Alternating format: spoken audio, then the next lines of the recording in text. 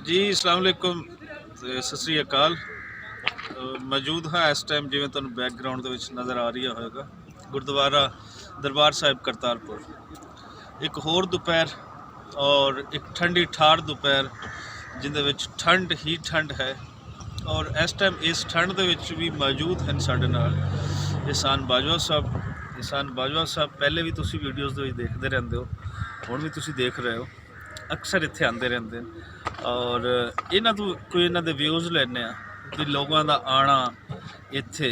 एक तो Indian side तो सिख यात्री जिहड़े हैं या साडे हिंदू भैणां भरा हैं, ईवन कि उहदे विच क्रिश्चियन भी आ रहे हैं, और दूसरी साइड तो साडे पाकिस्तानी भैणां भरा उहदे विच भी तकरीबन हर मज़हब के लोग शामिल हैं। सो ये गुरुद्वारा एक जिहड़ा साडे सिख भैणां भरा कहंदे ने कि ये सांझा है, वो असी भी इत्थे आके मन जाते होंगे कि ये सब का सांझा है। सो इंसाना की सांझ यही बाबे गुरु नानक का फलसफा सी कि मजहबां तो अड़ के इंसान किसी एक जगह पर बैठन और इंसानियत की गल होवे, सब दे भले की गल होवे।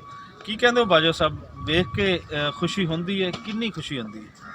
हाँ जी, वो रांझा सब का सांझा। इस तरह ही बाबा जी गुरु नानक देव जी ने भी कहा सी कि मतलब ना हम हिंदू ना हम मुसलमान, तो वो सारिਆਂ ਦੇ ਸਨ।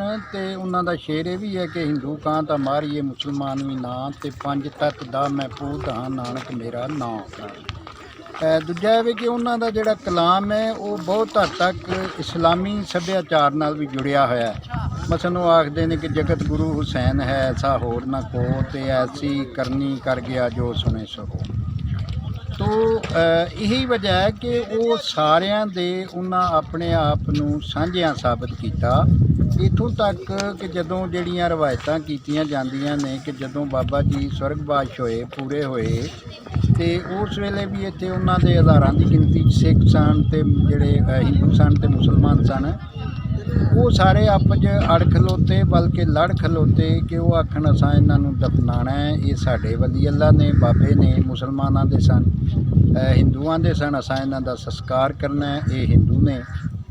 ਔਰ ਫਿਰ ਰਵਾਇਤ ਕੀਤੀ ਜਾਂਦੀ ਹੈ ਕਿ ਰਾਤ ਦੇ ਵੇਲੇ ਜਿਹੜੀ ਹੈ ਬਾਬਾ ਜੀ ਦਾ ਜਿਹੜੀ ਲੋਥ ਸੀ ਉਹ ਅਲੋਪ ਹੋ ਗਈ, ਗਾਇਬ ਹੋ ਗਈ, ਤੇ ਉੱਥੇ ਇੱਕ ਫੁੱਲਾਂ ਦੀ ਢੇਰੀ ਰਹਿ ਗਈ ਔਰ ਚਾਦਰ ਇੱਕ ਰਹਿ ਗਈ ਮੰਜੀ ਦੇ ਉੱਤੇ।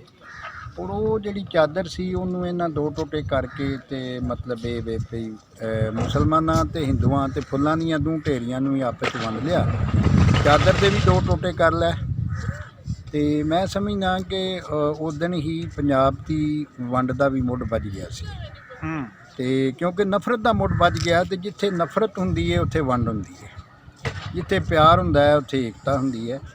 ਔਰ ਇਹ 550 ਸਾਲ ਤੱਕ ਦਾ ਅਰਸਾ ਲੰਘ ਗਿਆ ਤੇ ਬਾਬਾ ਜੀ ਇੱਥੇ ਗੁਰਦੁਆਰਾ ਜਿਹੜਾ ਸੀ ਜ਼ਾਹਰ ਇੱਥੇ ਹੀ ਰਹਿੰਦੇ ਸਨ। ਇਸੇ ਇਲਾਕੇ ਨਾਲ ਉਹਨਾਂ ਨੂੰ ਬਹੁਤ ਜ਼ਿਆਦਾ ਪਿਆਰ ਸੀ। ਇੱਥੇ ਲਾਗੇ ਪਿੰਡ ਪੱਖੋ ਕੀ ਬਾਬਾ ਜੀ ਵਿਆਹੇ ਹੋਏ ਸਨ ਤੇ ਇੱਥੇ ਵਾਹੀ ਸ਼ਾਹੀ ਕਾਫੀ ਕਰਦੇ ਰਹੇ ਨੇ। ਇੱਥੋਂ ਦਾ ਨਾ ਅਜੀਤ ਰੰਧਾਵਾ ਤੇ ਦੁਨੀ ਚੰਦ ਸਨ ਨਾਲ ਪਿੰਡ ਚੱਕ ਕੇ ਉਹਨਾਂ ਨੇ ਬਾਬਾ ਜੀ ਨੂੰ ਜ਼ਮੀਨ ਦਿੱਤੀ ਹੋਈ ਸੀ ਤੇ ਉਹ ਵਾਂਦੇ ਸਨ। ਤੇ ਇੱਥੇ ਲੰਗਰ ਬਾਬਾ ਜੀ ਨੇ ਲਾਇਆ ਹੋਇਆ ਸੀ, ਸਾਰੇ ਲੋਕਾਂ ਨੂੰ ਲੰਗਰ ਸ਼ੰਗਰ ਖਵਾਉਂਦੇ ਸਨ, ਕਿਉਂਕਿ ਫਕੀਰ ਦਾ ਸਭ ਤੋਂ ਵੱਡਾ ਮਿਸ਼ਨ ਇਹ ਹੁੰਦਾ ਕਿ ਲੋਕਾਂ ਨੂੰ ਭੁੱਖਿਆ ਨਾ ਰਹਿਣ ਦਿੱਤਾ ਜਾਏ। बहुत शुक्रिया। गल तो बिल्कुल बाजवा साहब कर रहे थे, मैं समय शायद चुप हो गए। तो सारा दिन अज असीं तुहाडे नाल गल्लां बातां करांगे। असीं जा रहे हैं गुरुद्वारा के अंदर और एक चीज़ जिहड़ी बाजवा साहब ने तुहानूं दस ही दित्ती वो मजीद मैं दसदा जावां कि इत्थे ही है ही वो थां है जिथे बाबा गुरु नानक ने अपनी हयाती के आखिरी 18 साल गुजारे सी। और उन्होंने जिहड़ी जिवें बाजवा साहब ने गल की कि उन्होंने इत्थे लंगर जिहड़े ने अपने वंडदे सी।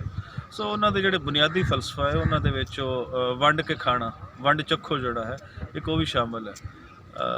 और मैं चाहांगा कि फैसल अली इस टाइम आसे पासे दिखावे तो पुराना जिहड़ा इत्थे एक गुरुद्वारे की सूरत सी वो भी पुरानियां वीडियोज़ दे विच तुसीं देखदे रहे होवोगे। हुण भी शक्ल बड़ी ही खूबसूरत और बड़ा ही अखां नूं भांदे ने सारे मंजर और सुंदर सुंदर सुंदर तुसीं कह सकते हो। बाजवा साहब कहते हैं कि सुंदर। सो अंदर अज जावांगे, तुहानूं अंदर दीयां वीडियो भी दिखाने आ। ते हुण ठंड बड़ी है तो मेरे ख्याल च अंदर जाया जाए, बेशक ठंड तो अंदर भी लगेगी लेकिन चलते अंदर आओ जी।